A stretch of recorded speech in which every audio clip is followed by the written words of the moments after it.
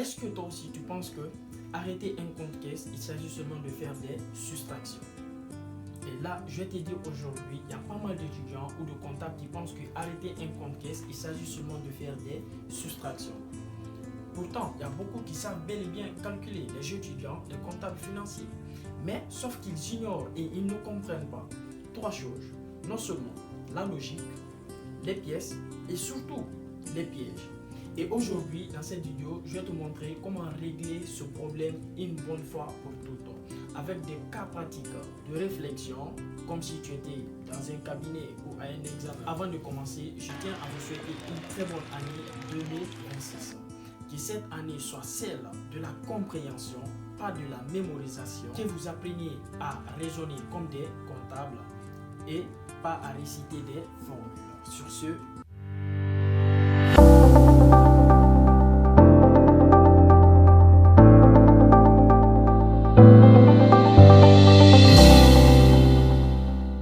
pour rappel, on va parler du compte caisse. Le compte caisse enregistre tout l'argent liquide disponible physiquement.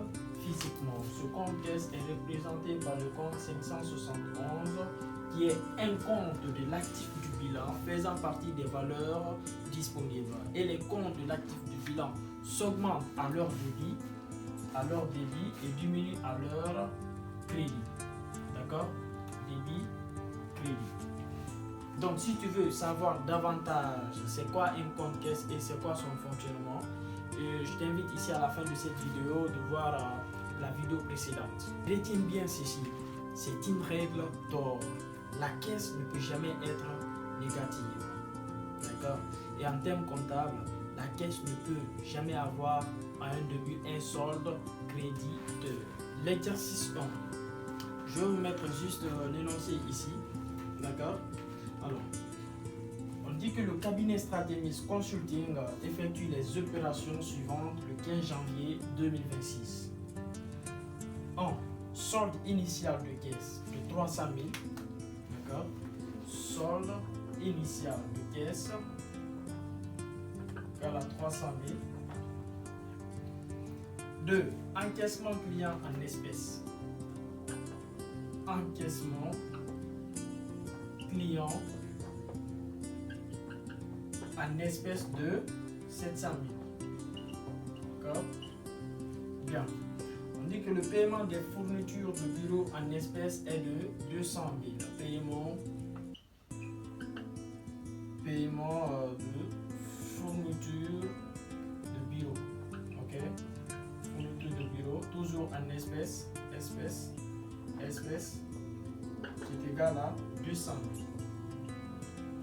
Ok. Retrait bancaire en espèces. Retrait bancaire. Retrait en espèces. De 500 000. Bien. Maintenant, on va passer à l'identification des pièces. Ligne par ligne. Quand nous prenons, on va prendre identification. Identification des pièces. D'accord? Quand nous prenons le solde initial de la caisse, il nous faut quoi? La fiche de caisse. D'accord? Et quand nous prenons l'encaissement, c'est-à-dire on va prendre 1, 2, 3 et 4. Donc si je prends 1, vous savez déjà que c'est le solde initial de la caisse, la pièce dont on doit identifier qu'on en a besoin, c'est la fiche de caisse. Maintenant, je prends 2. 2, en ce qui concerne l'encaissement client, il faut une facture client ou vente plus de reçu. D'accord? Et 3, paiement fournisseur de bureau en espèces et fourniture de bureau en espèces. Qu'est-ce qu'on a besoin? Nous avons besoin de la facture fournisseur plus le bon de sortie. Pourquoi le bon de sortie? Parce qu'on a dit qu'on lui a payé en espèces de 200 000. D'accord? Maintenant 4. Le retrait à la banque, quelle pièce qu'il te faut? non seulement nous avons le relevé bancaire, ok, ou plus le bordereau de retrait. Donc, en tant que comptable ou en tant qu'étudiant, quand tu as une opération comme ça, ok, solde initial de caisse, qu'est-ce qu'il me faut? Il me faut une fiche de caisse. D'accord. L'encaissement d'un client en espèces, il me faut quoi? La facture d'achat plus le reçu. Ça, ce sont des pièces à identifier que tu dois recevoir. Et le paiement de mobilier ou de fourniture de bureau au fournisseur en espèces, il te faut la facture fournisseur plus le bon de sortie. Pourquoi le bon de sortie? Parce qu'on dit que c'est en espèces. Et toute sortie en espèces de la caisse doit être justifiée par un bon de sortie. D'accord? Nous avons aussi le retrait à la banque. Qu'est-ce qu'il te faut? Il faut un relevé bancaire ou bordereau de retrait. C'est pour te dire qu'en comptabilité, pas de pièces, pas d'écriture. Bien. Maintenant que nous avons des opérations, la première étape consiste d'abord à identifier les pièces. On a identifié étape 1. C'est bon? Maintenant, l'étape 2 consiste à enregistrer, passer l'écriture. L'écriture maintenant, vous pouvez faire un compte à T. C'est-à-dire, quand nous prenons le 571, qui est déjà à la caisse, ce qui ne savent pas, allez-y regarder mes précédentes vidéos. D'abord, qui est débité et crédité. On a dit que le compte caisse est débité de toutes les ventes en espèces, des règlements clients en espèces, des retraits à la banque. Déjà, nous avons le solde initial caisse qui doit être débité. Pourquoi doit être débité? Parce que je vous ai dit que la caisse ne doit jamais être négative. C'est bien. Là, on prend 300 000. C'est bon? Nous avons 300 000. Encaissement client en espèces. C'est un règlement client en espèces, d'accord? Alors, on dit que le compte caisse est débité de toutes les ventes en espèces, le règlement client en espèces, on prend 700 000.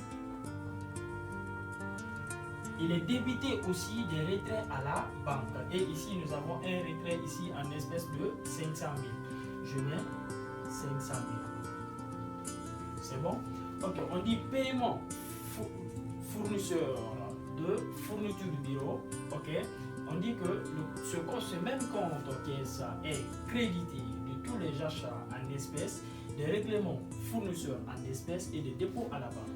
Et ici, le fait qu'on a payé ce fourniture de bureau au fournisseur en espèces, ça veut dire qu'on a réglé le fournisseur de combien? De 200 000. De 200 000. Maintenant, on va arrêter le compte. Quand on arrête le compte ici, nous aurons 1,5 million ici. 1,5 million est supérieur à 200 000. C'est bon? 1,5 million. Je mets ça d'abord. 1,5 million.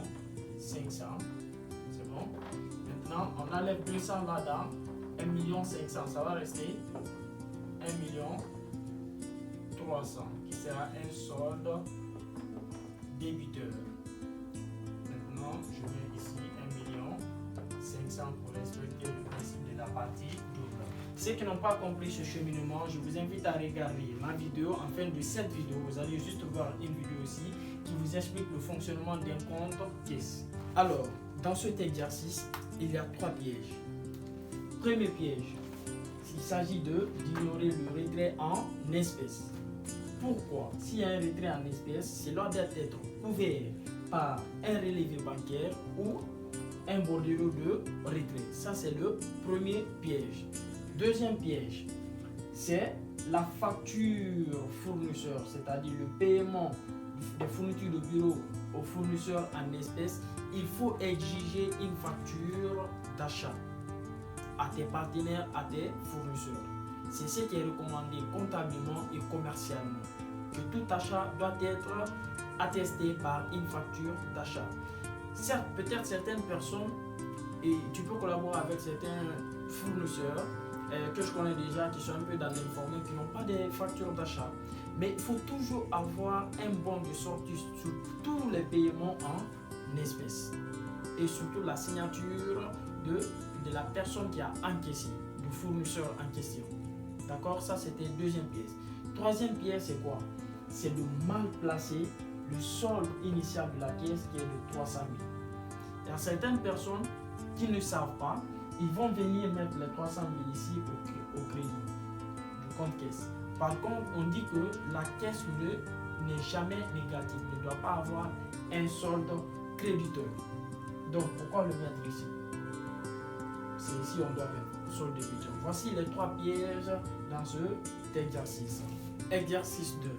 Cas complet avec des pièges multiples. Ok. On dit que le 22 janvier 2026, le cabinet Stratémis Consulting enregistre le solde initial de caisse, solde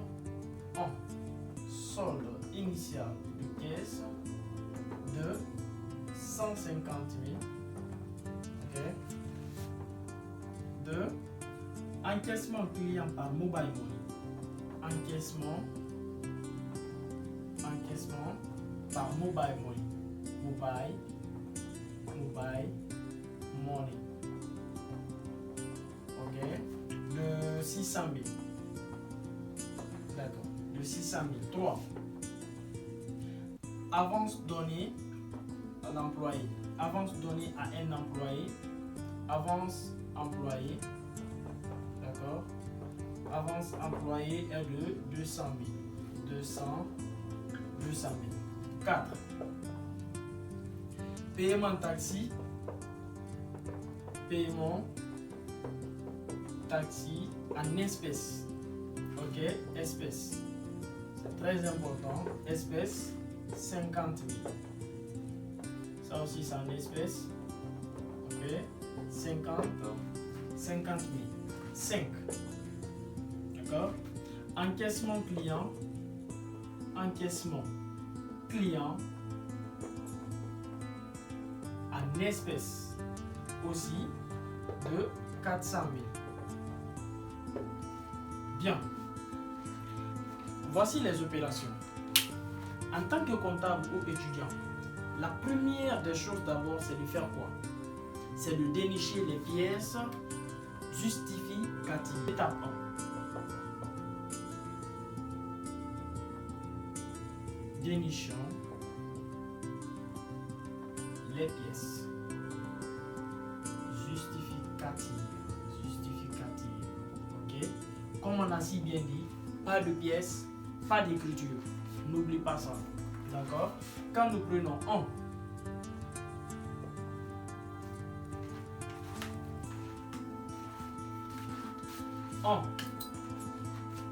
Et ça, pour le solde initial de cash, il nous faut quoi?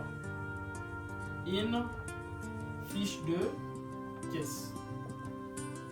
D'accord? Bien. 2. Pour l'encaissement mobile money, il nous faut quoi? Il nous faut un relevé